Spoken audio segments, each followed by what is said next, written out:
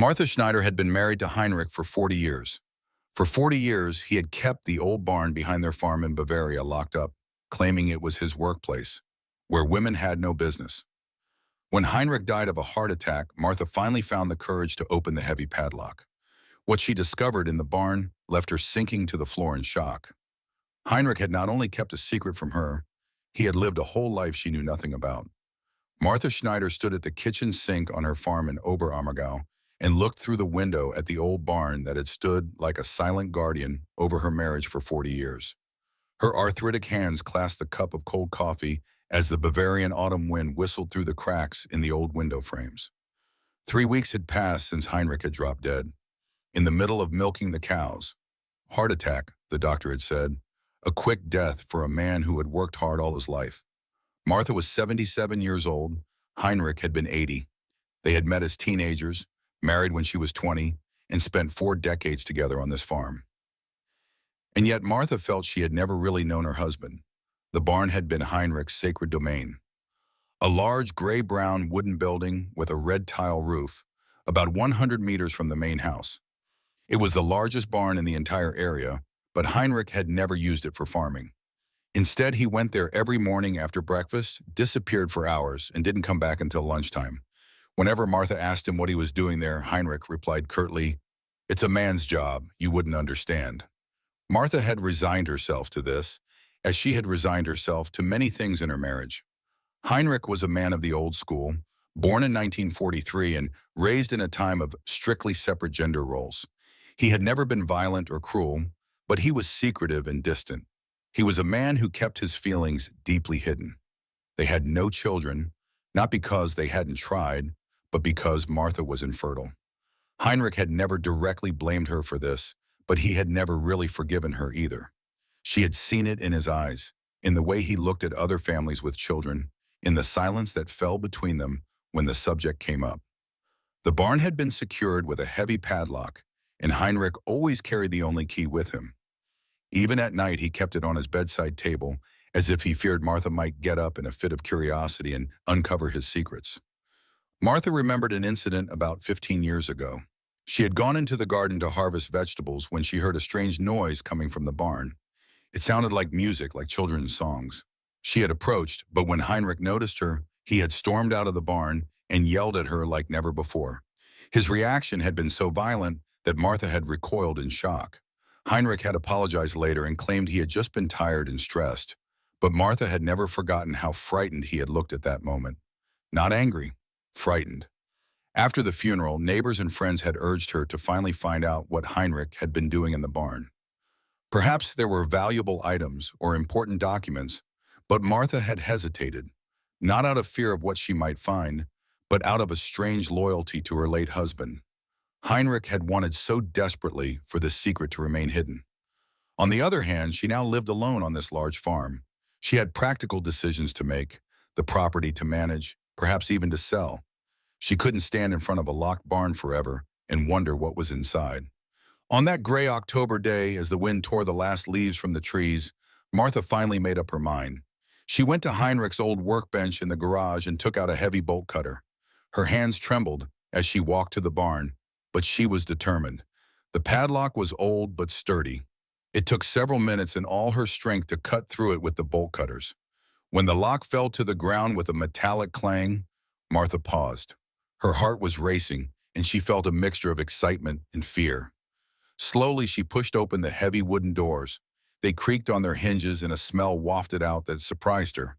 It smelled of wood polish, paint, and something else, something sweet and nostalgic. Martha stepped into the barn, and what she saw made her gasp. The barn was not what Martha had expected. Instead of farm equipment, she found herself in a completely different world. Heinrich had transformed the entire barn into a huge workshop for handmade wooden toys. Everywhere there were rocking horses with lovingly carved manes, doll houses with tiny furniture, toy cars with moving wheels, shelves full of children's books and fairy tales and colorful bindings hung on the walls. Martha walked through this wonderland as if in a trance. A dollhouse was a perfect miniature version of her own farm. Every detail was right. In one corner, she discovered a desk with hundreds of letters. Martha recognized Heinrich's handwriting.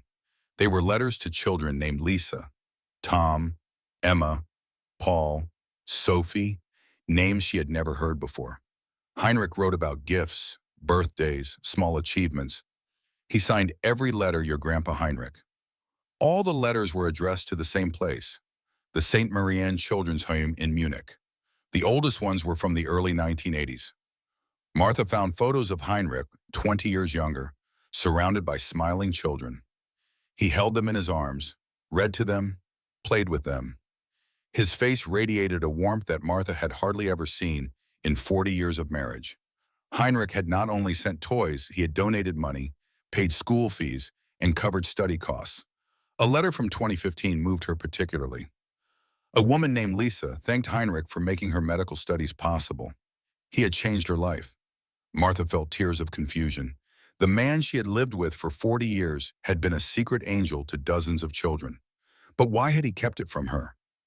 On the wall hung a calendar with appointments: visit to St. Mary's, Lisa's wedding, Tom's high school graduation.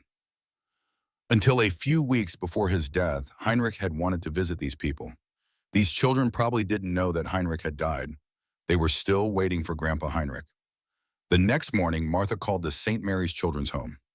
When she introduced herself as Heinrich's widow, Sister Anna, the nun on the phone immediately became emotional. Heinrich had been like a father to her children for over 4 years. They had been worried. Martha confessed that she had known nothing about his connection to the home. Sister Anna was confused. Heinrich had always said that his wife supported his work. Heinrich had lied, both to her and to the children's home. 2 hours later, Martha stood in front of the venerable brick building in Munich. Sister Anna showed her around the home and told her Heinrich's story. He had come every Monday since 1981, bringing toys, reading aloud, and donating money. The children all called him Grandpa Heinrich. For 20 years, Heinrich had led a double life. He remembered every birthday, every exam, every milestone. Many of his children were now grown up, had families of their own, but still came to visit. Sister Anna explained, Heinrich once said that he couldn't be the man he really was at home. Here with the children, he could show his love without fear. Martha began to understand. She had kept Heinrich emotionally closed off for decades without realizing it. Lisa was an attractive woman in her mid-40s, the grown-up girl from the photos. She cried when she heard about Heinrich's death. He had been the only father she ever had. She told her story. When she was 5, she was sent to a children's home after her parents died, completely distraught and mute. Heinrich simply sat down next to her on Mondays, didn't force her to do anything, and brought her little carved wooden animals. After 6 months, she spoke again. Her first word was Grandpa to Heinrich. Mataha met 3 other children that day. Tom, a teacher whom Heinrich had given self-confidence, Emma, an engineer whom he had taught to read, and Paul, a chef who had discovered his passion in Heinrich's small home kitchen. Do you like this story? Give it a like and subscribe to the channel. Now let's continue with the video. Everyone told similar stories about Heinrich as a patient mentor and loving surrogate father, and everyone was shocked that Martha had known nothing about their existence. Heinrich had told them that she supported his work, but was too shy to visit. Martha realized painfully that Heinrich had lived 2 lives, one with her full of quiet resignation, one here full of love and purpose. Sister Anna asked a crucial question. How had Martha reacted when Heinrich had shown emotions in the past? Martha thought about it and realized that she had often dismissed him as sentimental, saying, "Men don't cry." She had taught Heinrich to hide his feelings. Here he had found a place where he could show them, just not to her. The night after her visit to the children's home, Martha couldn't sleep. She lay in the bed she had shared with Heinrich for 40 years and stared at the ceiling. The children's words kept running through her mind. Heinrich, the loving surrogate father. Heinrich, the patient mentor. Heinrich, the man who changed lives. The next morning, she went back to the barn. This time not out of curiosity, but in search of answers. She systematically searched every corner, every drawer, every container. In an old wooden cabinet behind a pile of children's drawings, she found a letter. It was addressed to her in Heinrich's familiar handwriting. For Martha, in case I die before I find the courage to tell her. With trembling hands, she opened the envelope. Heinrich wrote that when she read this letter, he would be dead and she would have discovered his secret. He knew she would wonder why he had kept the most important thing in the world from her for 40 years. The answer was simple and shameful at the same time. He had been a coward. When the doctor had told them in front of everyone that they couldn't have children, she had been stronger than him. She had accepted it and said that they had to make the best of the life God had given them. She had been practical, sensible, and mature. He had not been. The pain of not having children had almost killed him. He had cried at night when she was asleep. He had envied other families until it hurt. He had felt incomplete as a man, a failure. But he couldn't tell her that because he saw how brave she was. He didn't want to burden her strength with his weakness. In 1981, he went to St. Maria Children's Home for the first time, not out of charity, if he was honest, but out of selfishness. He needed children in his life, even if they weren't his own. What happened next changed his life. These children needed him just as much as he needed them. For the first time in his life, he felt like the man he wanted to be. Loving, needed, important. But the more important these children became to him, the greater his fear of telling her became. He thought she would see it as a betrayal, as proof that he did not value her and her life enough. The truth was that he loved her, Martha, every day of their 40-year marriage, but he didn't know how to show her who he really was without hurting or disappointing her. The children at the home gave him the opportunity to be the Heinrich he always wanted to be, even at home. But he had been too cowardly to share this Heinrich with her. He knew that was no excuse. He had kept half his heart from her for 40 years. He had lied and hidden because he was afraid. He begged her forgiveness, not only for the secrets, but for never giving her the chance to love the man he really was. The children in the home would miss him.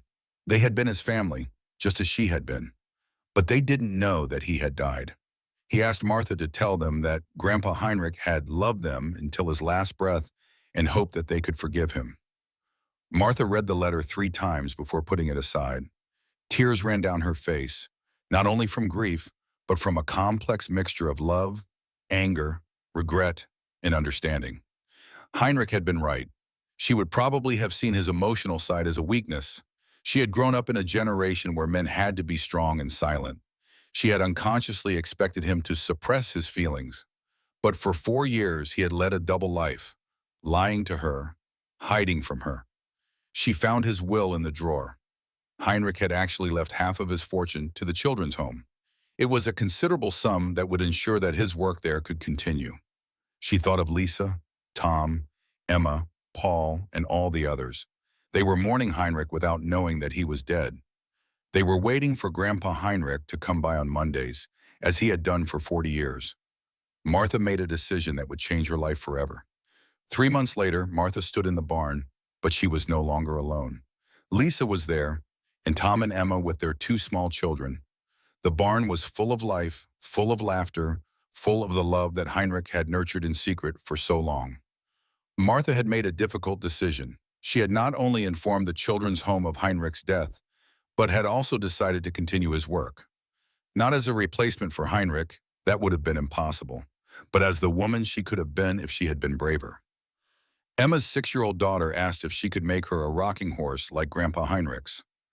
Martha smiled. She had learned woodworking over the past few months, slowly and with many mistakes, but with a determination that surprised even her.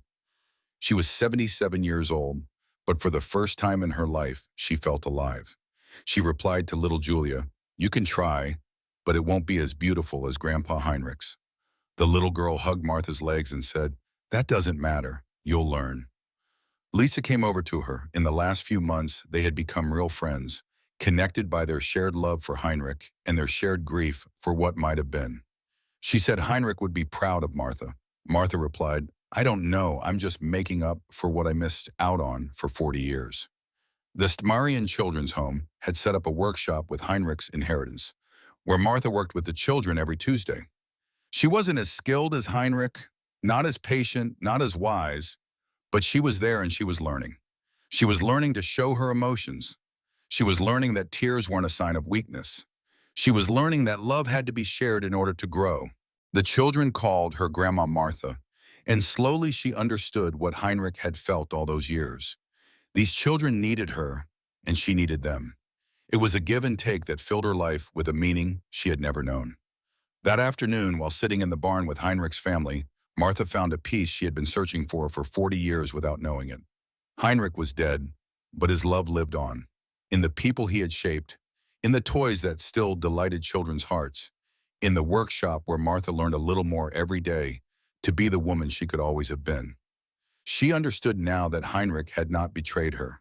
He had betrayed himself, and in doing so, he had betrayed her too.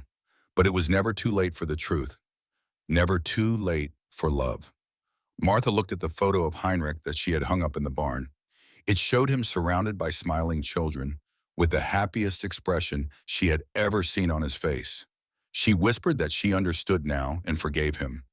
The wind blew through the open doors of the barn, and Martha felt as if Heinrich was smiling. The secret was finally out, and the love that had blossomed in secret for so long could finally grow freely. That evening, when everyone had gone home, Martha sat down at Heinrich's desk and wrote her first letter to the children in the home. She introduced herself as Grandpa Heinrich's wife. She explained that he was in heaven and watching over them from there. She was there and wanted to learn to love them as he had done. She folded the letter and placed it with the others Heinrich had written. Tomorrow she would drive to the children's home and begin a new chapter. The chapter that Heinrich and she should have written together.